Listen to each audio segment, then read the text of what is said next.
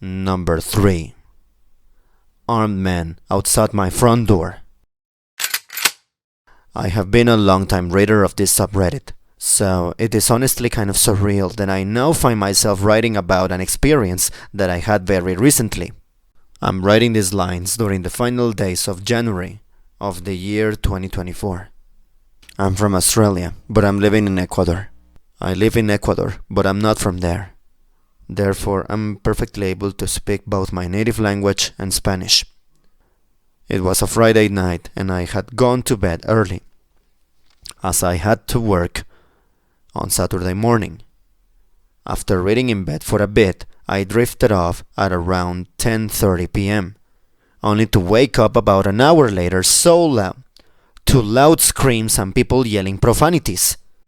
I thought my girlfriend was watching a movie with the volume way up, and I went out into the lounge room to ask her to turn it down a little bit.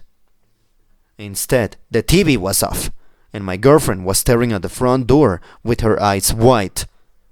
Our apartment is on the ground floor of the building, and so our front door opens directly out into the lobby of the building.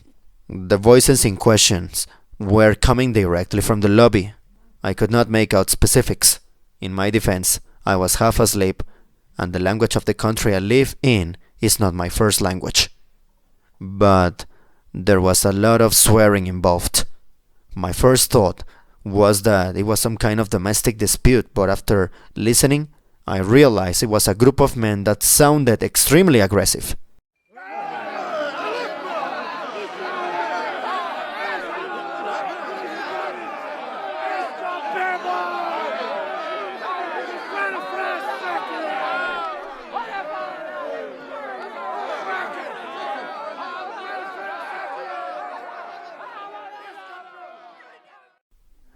I look at the WhatsApp group chat for my apartment building, and to my horror, saw a message from one of the people in it that there were armed men in the building, and that we should not leave our flats.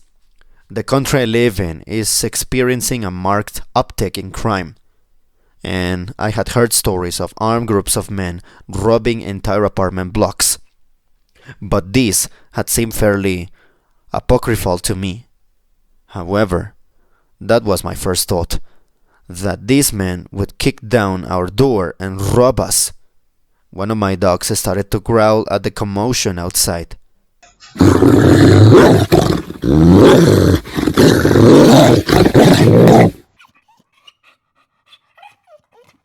I shushed him, and thankfully he obeyed. I heard a commotion in the apartment above me, and I went out to my patio to see what was happening. I heard what sounded like a large piece of furniture being knocked over.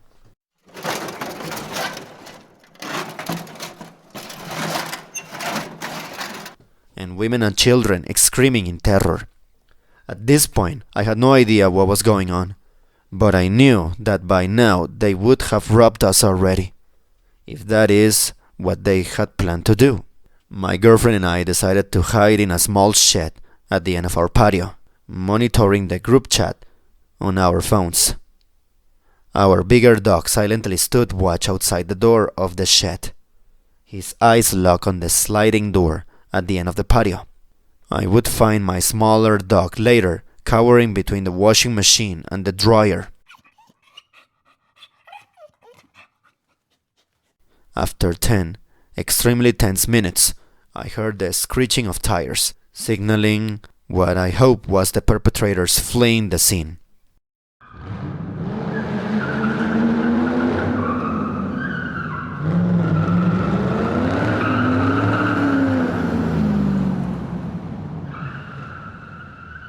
Eventually, someone in the group chat said the police had arrived, and breathing a huge sigh of relief, I came out of hiding and opened the front door.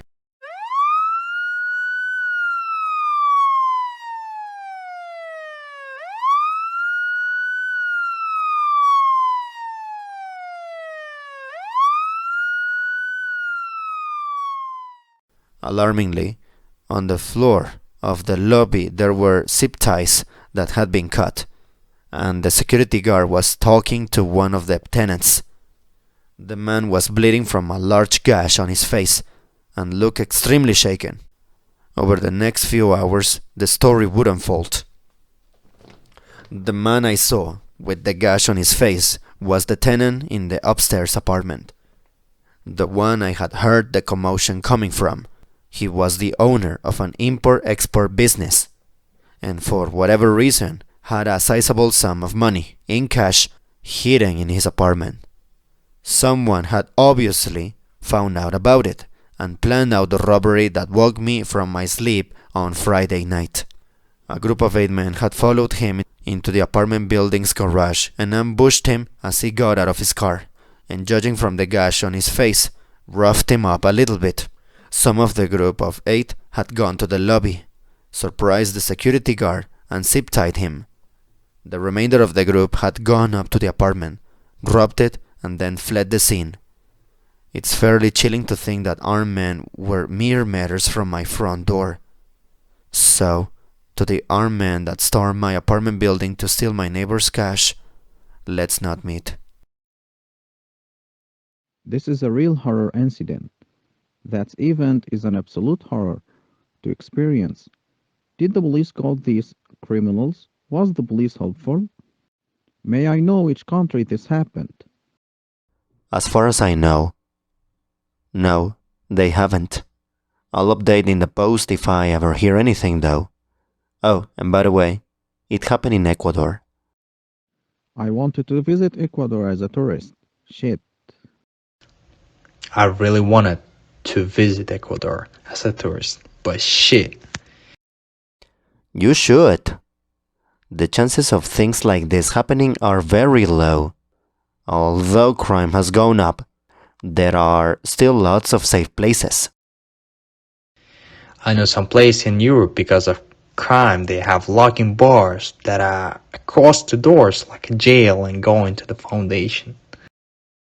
Yeah, a lot of places here have this too. Our building didn't have anything like that because the neighborhood we are in is really safe. The building management is upgrading security now though. Ecuador is a crime fest and unsafe with the drug and gang wars everywhere. It's very hard to live there though. I would not describe it in those terms personally. I feel incredibly fortunate to be able to live here. It is an amazing country and I really haven't had much to complain about while living here. My experience is that many Ecuadorians are highly resourceful and hardworking people who have overcome huge obstacles in the past. I am very confident that they will succeed in dealing with this new problem that they are facing. I have lived here for 8 years, including through the worst of the pandemic, and this has been the first time I have experienced something like this. Gang wars are not everywhere. The Highlands region where I live has not seen anything like that. The drug trafficking related violence has been primarily located on the coast, and even then I know people living there who have pretty much gone on living as they had before. It is honestly dismaying to hear that Ecuador now has this kind of reputation, because, as with similar countries such as Colombia and Mexico, countries that I have visited and enjoyed greatly, this is a simplification that only describes a small part of the reality on the ground. I'm so glad that you and your girlfriend and your little good puppers are safe. I hope things get better in your country. Stay safe. Oh, thanks. Thanks. I'm actually not from here, and honestly it was kind of a shock because it's always been such a safe part of the city. I am hoping it's more of a flash in the pan than a trend toward crime being more widespread. Girlfriend is a bit shaken up, as am I, but dogs are back to their usual antics. I'd like to add again that I'm in Ecuador. I've lived here for 8 years and I think we'll all be alright. The apartment management is already improving the security of the building. It's just that it hasn't really been important before because this neighborhood is very safe. as in people are out walking their dogs at 10 p.m. This is despite being near some sketchier areas of Quito. I also have a hunch, and I may very well be totally wrong here, that the guy who was robbed was into something shady. As why else would such a large sum of money not be in a bank? I still feel really sorry for him and his family though. Nobody deserves to go through that. Ah, that makes sense. Ecuador. Looks like a truly beautiful country. Number 4. The creepy hotel owner who thought he could. After reading many of the stories in this subreddit, it reminded me that I have one I thought I had forgotten. I'm writing these lines on the very last day of January of the year 2024. I'm a South American woman, but I have been living in the States for about 11 years now. First, I moved to Colorado when I was 21, to the small mountain town of Silverthorne. That's Silverthorne, Silverthorne.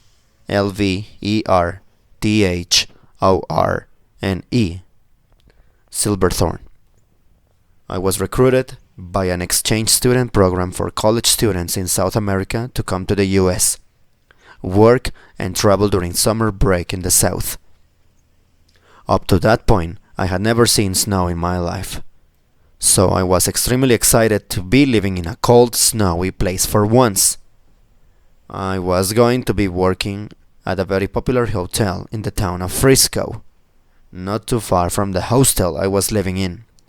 The hostel itself had its own creepy stories, but I won't talk about them in details at the moment.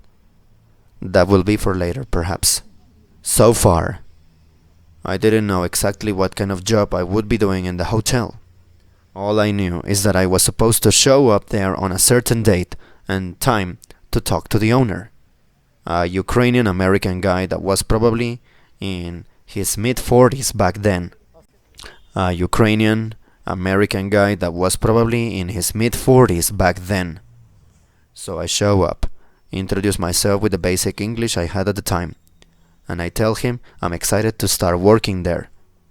He gives me a weird long stare, almost as if he was analyzing me. He was a tall man with very pronounced eyebrows, so that kind of creeped me out for a second. He then showed me to the restaurant and said I would be working there as hostess, besides delivering room service orders. I really didn't think my English was that good to be in close contact with the public back then. I thought I would be working back of the house or housekeeping, but he insisted. For those who are familiar with the area, this part of Colorado is not too far from Vail, so it's needless to say they get very, very, very, very busy there during ski season, and I was dealing with customers from all over the world. That's when I also started helping out as a server during breakfast. And of course, would get lots of orders wrong by my lack of English, which made the owner very mad. I remember one time that my coworker and friend was taking a little bit longer to wipe down one of the tables when we had guests waiting to be seated. So he grabbed the towel from her hand, yelled at both of us to get out and stop being so damn useless, and then proceeded to throw the towel at her face.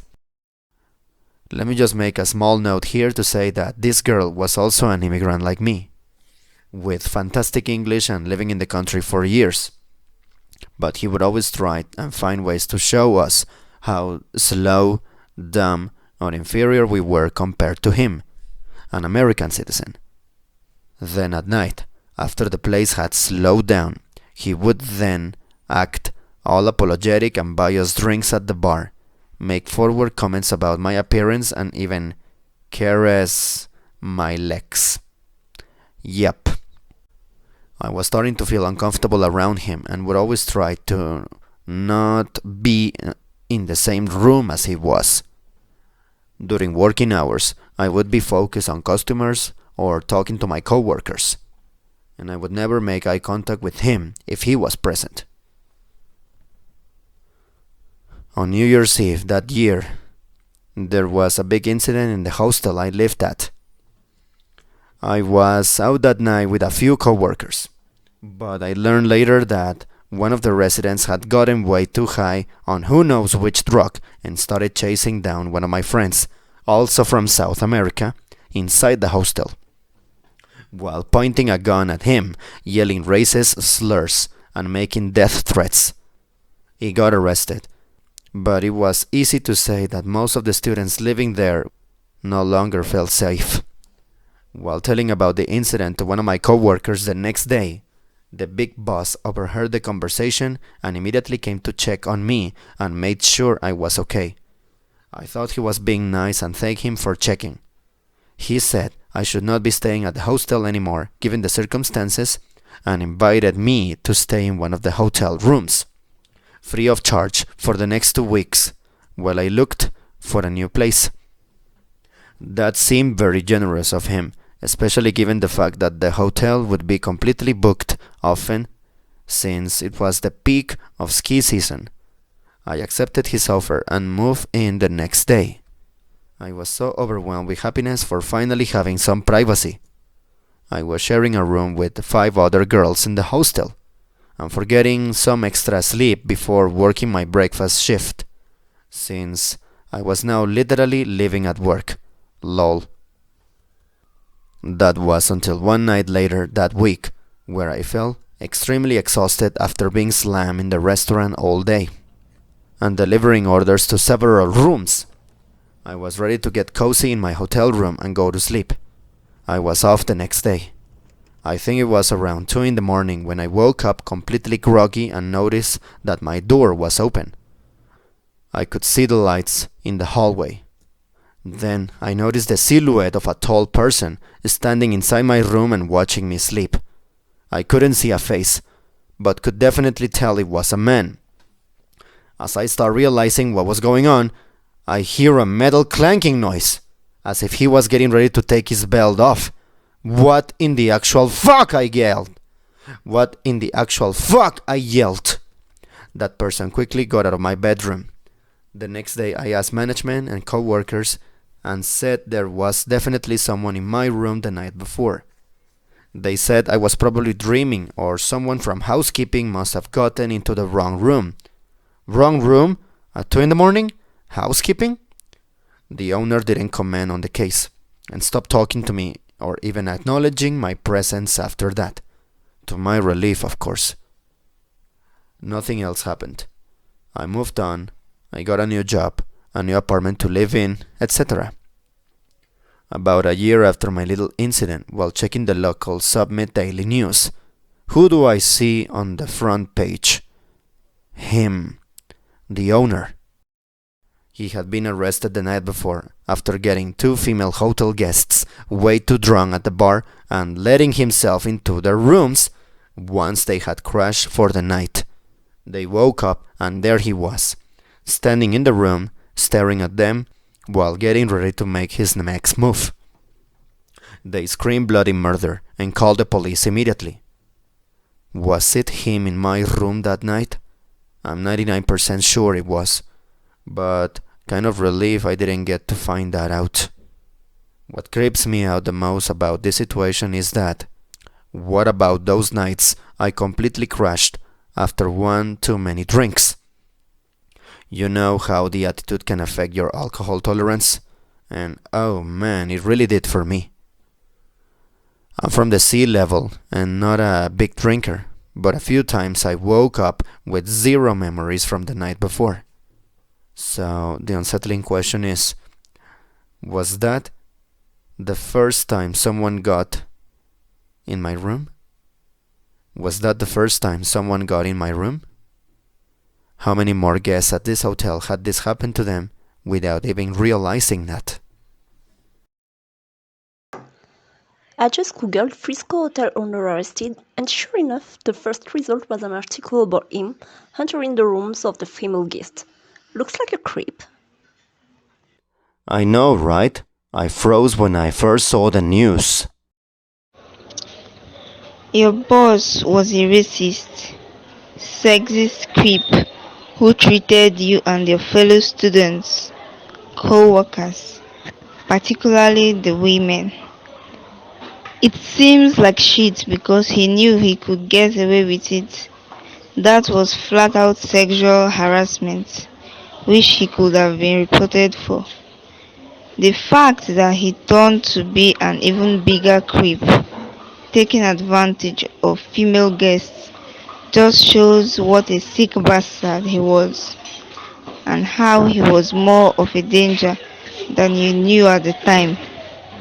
That was definitely him who tried to creep in your room that night, which is why he avoided you after that.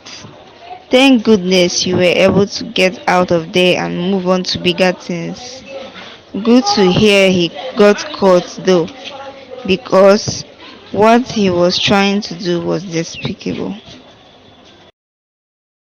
Whoa, that's such a disturbing and upsetting experience you went through. I can't even imagine how terrifying it must have been to wake up and find someone in your room like that. And the fact that the owner was involved in such creepy behavior with other guests is absolutely appalling. It's really unsettling to think about how many people might have been victims of his actions without even realizing it. Your instincts and your reaction were definitely on point, and it's a relief that you moved on from that place. Kudos to you for standing up for yourself and sharing your story. Stay strong, and I hope life in the States has treated you better since then. It's crazy how some people can abuse their power, especially in hospitality where guests should feel safe and comfortable. Exactly. And yes, this country has been my home ever since, and I love it with all my heart. I haven't kept up to date with the news over there in a while, but I do really hope that this man got what he deserved and stopped abusing his power. Disgusting behavior to say the least. I grew up in Frisco. I actually just moved away during COVID because our lease was ending and we were being priced out of the area.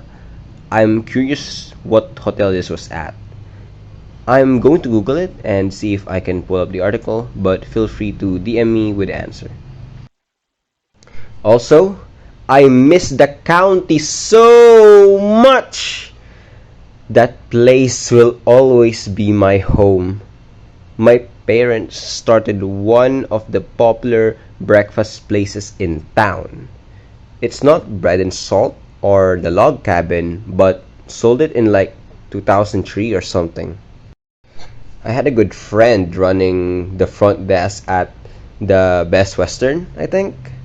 It was the hotel by Safeway. Right before you get to outer range. I'm hoping it wasn't that hotel.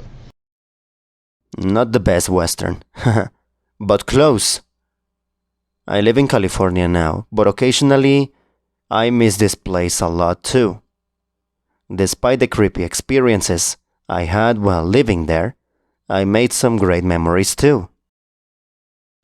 I just googled Frisco Hotel owner arrested, and sure enough, the first result was an article about him entering the rooms of the female guest.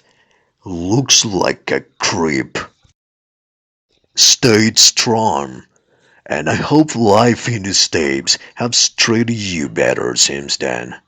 It's crazy how some people can abuse their power, especially in hospitality, where cats should feel safe and comfortable. The article says that he came into their room with snacks a few minutes after they got back. So they were still awake and hadn't gone to bed yet. Obviously, still inappropriate for him to let himself in, but just thought I'd mention the correct information. Yeah, it's funny because at first he said he absolutely didn't enter the room, then later changed the story to I was just trying to check on them type of deal. I'm glad those women were all awake still. Number 5. I think I almost got abducted.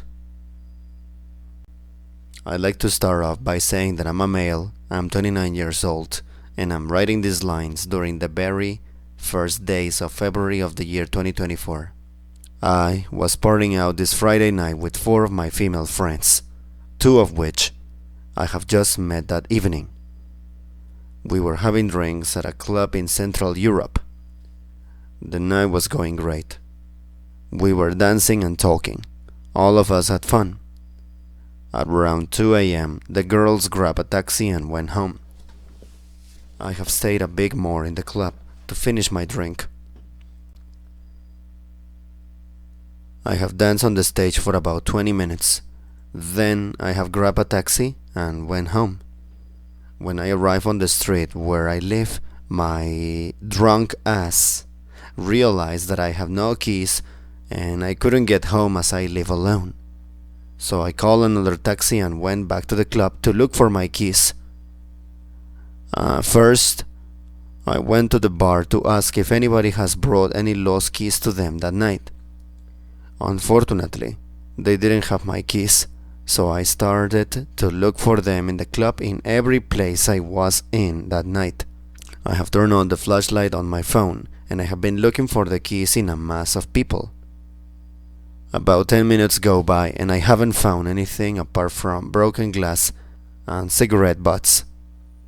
I went back to the place where I was initially looking for them. This is the place where we had been having our drinks with the girls. I have started to look for my keys on the sitting benches instead of on the ground. I've had my keys in the inside pocket of my jacket, as I always do, and my jacket was placed in the corner of that bench the whole night just before I left. People were sitting on the benches, and they've had their jackets on the benches too.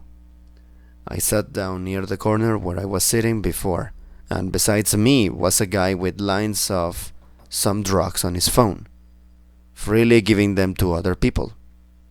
He had put his jacket in the corner of the bench, and I wanted to look at the corner of the bench to see if my keys hadn't been pushed into the corner or something. So I grabbed his jacket, and to my surprise, my keys were right under his jacket, in the middle of the bench. I was so happy to find my keys. I was drunk and started pretty much yelling how happy I am to find my keys, as I was getting fucking desperate in that moment. There was a guy on that bench that we have met with the girls before the club. I will call him L. He was really nice during the whole night, and so I keep talking to L when I found my keys. I've even gone to the bar and grabbed another beer just to talk for a bit more with L. I went to the toilet to have a pee, and when I came back, L had found himself an acquaintance to which he was talking. So I just started to finish my beer while I smoked a cigarette and was getting ready to go home. This is when the guy that had lines of some drugs on his phone has started talking to me. I will call him Pedro, as it was definitely a fake name that he gave me. I've been talking with him in English. Pedro was 19 years old and he was from Colombia. He told me stories about how life is in Colombia and how his family struggles. He told me that his father has died recently and he's the oldest son. So he's in Slovakia trying to make some money for the family. He even showed me photos of him and his family back in Colombia. I sympathized with Pedro, and I was feeling sorry for him. After 20 minutes, El has scored with a girl that he met, and he said that they are going home. He asked Pedro if he has any MDMA on him, and he sold some to them. So El left with the girl. By the way, that's ecstasy. People around the bench have seen that happening, and so they wanted some drugs from Pedro. So he started to make lines on his phone again. I told Pedro that I'm going home and wished him best luck. I grabbed my jacket and I started walking. This is when Pedro called out to me and stopped me. Said that it's late and that he should go back to the hotel too. He scratched the drugs from his phone onto the table, took his belongings, and told the people that they can finish whatever was left for free. Me and Pedro have walked out of the underground club. When we were outside, he asked me if I could walk him to his hotel, which was nearby, a 5-minute walk. He told me in the club that he has no friends and no family in Slovakia. I really sympathize with him. I told him that, sure, I can walk him to the hotel. We were talking the whole walk, and he was saying really nice things to me, like how I get his situation and how a good person I am. When we arrived at the hotel, the door was closed, and he messaged to someone to come and open the door for him. He asked if I want to have one last beer with him, to which I say sure, but I will be on my way once we finish the beer. Some girl came and opened the door for us. They have spoken in Spanish as they greeted. The hotel itself didn't really look like a public hotel. There was a reception and stairs up, and on the left there was a dining room. Pedro told me to wait for him in the dining room. This was like 5 a.m. already.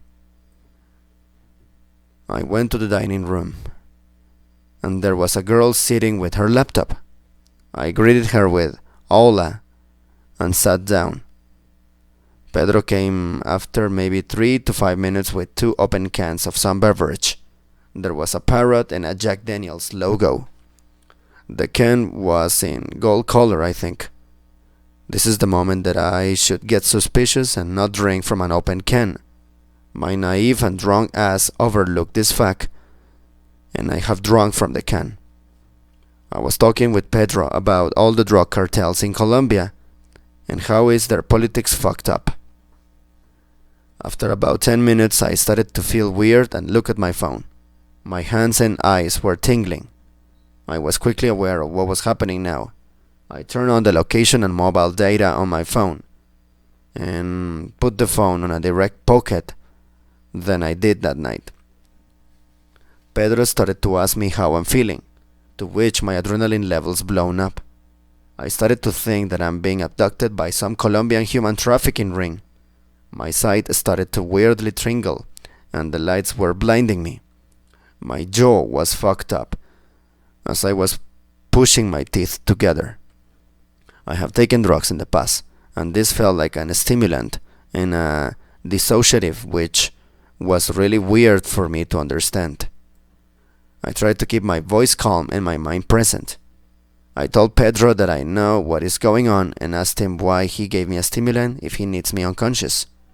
Pedro's hands started to shake and he didn't answer to me. The girl at the laptop has looked right in my eyes. The first time that she even moved with her body. Pedro grabbed his phone and started to write to somebody on WhatsApp. I told Pedro that they did make a mistake in the dose, that I'm fine apart from having been unknowingly drugged. I think that Pedro had drugged me back in the club while I went to the toilet, which is why he quickly got up when I was leaving. Everything I said, Pedro rewrote to somebody else, and he always waited for an incoming message before saying anything to me. I started to talk to the girl too, told her that I don't give a fuck about what they are doing there, but I'm walking out. At one moment, I remember saying that I get what Pedro is doing, but I don't get what the girl's part was in all of this, to which I was pointing my finger at her. Pedro has got a notification on his phone, and he told me that he's sorry and I can go home if I want. I didn't respond to him. Got my drugged ass up, and as I was walking out of the dining room, I stopped by the girl with her laptop, stared right into her eyes, and held my hand up in a fist bump. She looked in my eyes, gave me a fist bump, and did a weird grimace on her face. I walked to the door at the reception, which were closed.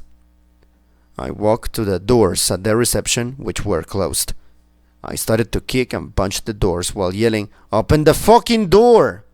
The receptionist did, and I walked out. My heart was pumping. My whole body was shaking. I was feeling both dizzy and awake. I ran to a main street and I was calling my mom to come and get me as fast as possible. But I didn't know where I was. I was feeling dissociated and couldn't really apprehend to what just happened.